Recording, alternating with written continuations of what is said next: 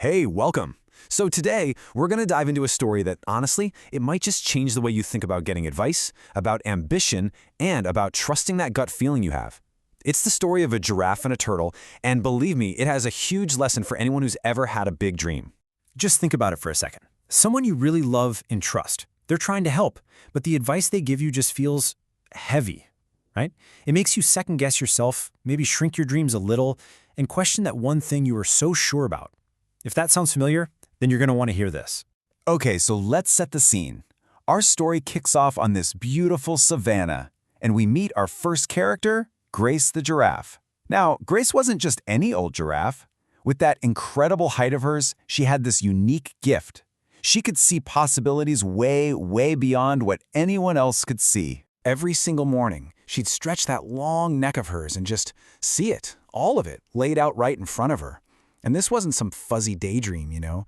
It was this deep, powerful, inner knowing.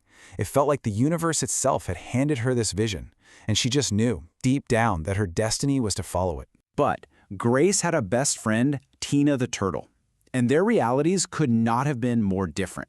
I mean, look at this. Grace, the giraffe, is all about the horizon, thriving on what's possible. Her whole mindset is, what if this works out? And then you've got Tina, the turtle. She sees the blades of grass right in front of her face. She thrives on safety. Her question is always, but what if you fail? And right there, that's where the trouble starts.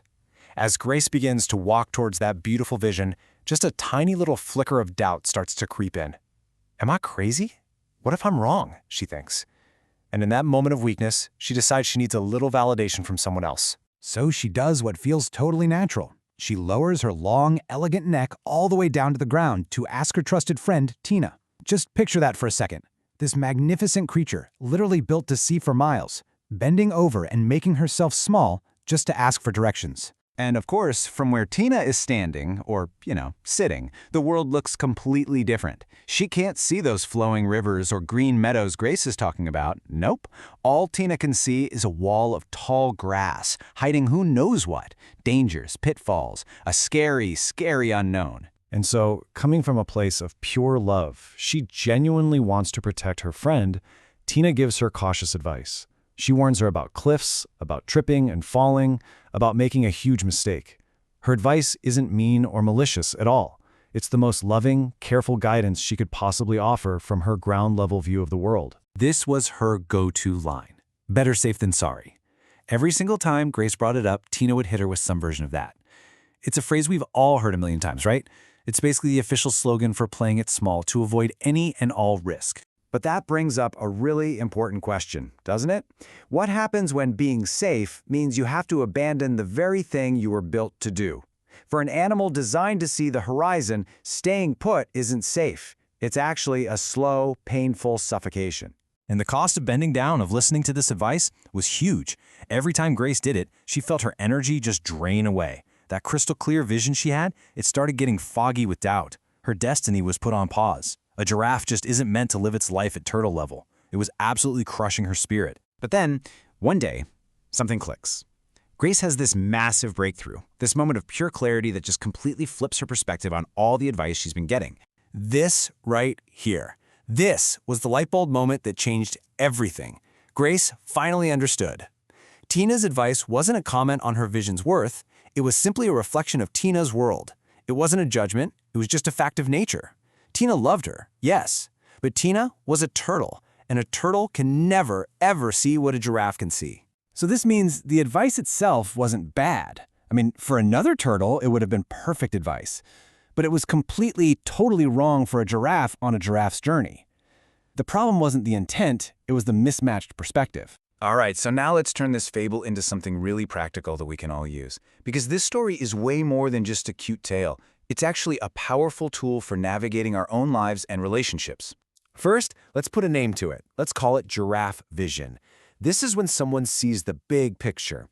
Their advice is all about possibility, about growth. It's that kind of advice that makes you feel bigger, more capable, and genuinely excited about what's next. And then, on the flip side, you've got the turtle viewpoint. This perspective is laser-focused on the immediate obstacles, on all the potential dangers. The advice that comes from this place is designed to protect you, But the way it does that is often by making you afraid and limiting your choices. I mean, when you lay it out side by side like this, it's just crystal clear, isn't it? Giraffe advice focuses on growth, comes from that big picture view, and it empowers you. Turtle advice is all about safety, comes from a ground level view, and it constrains you. Neither one is inherently evil, but you have to know which one you're getting and which one you actually need for your journey. So what do you do with all this? Here it is, a simple 3-step playbook. Number 1, always appreciate the intent. The Tinas in your life, they really do love you. Step 2, identify the perspective. Are you getting giraffe vision or a turtle viewpoint? And finally, number 3, the most important one, trust your vision. Because at the end of the day, asking for validation from someone who physically cannot see what you see, well, it's like a giraffe trying to live life like a turtle. You're forcing yourself to shrink. You're asking for a map of the weeds when you were built for the horizon. It's just never going to work. Here's the bottom line. That vision was given to you for a reason. It wasn't given to your best friend or your mom or your partner. It was given to you. And that means you are the only one who is truly equipped to see it through. Your gut, your inner knowing, that's your most reliable compass. So I'll leave you with this question to chew on. Whose well-meaning, turtle-level advice has been fogging up your view of the horizon?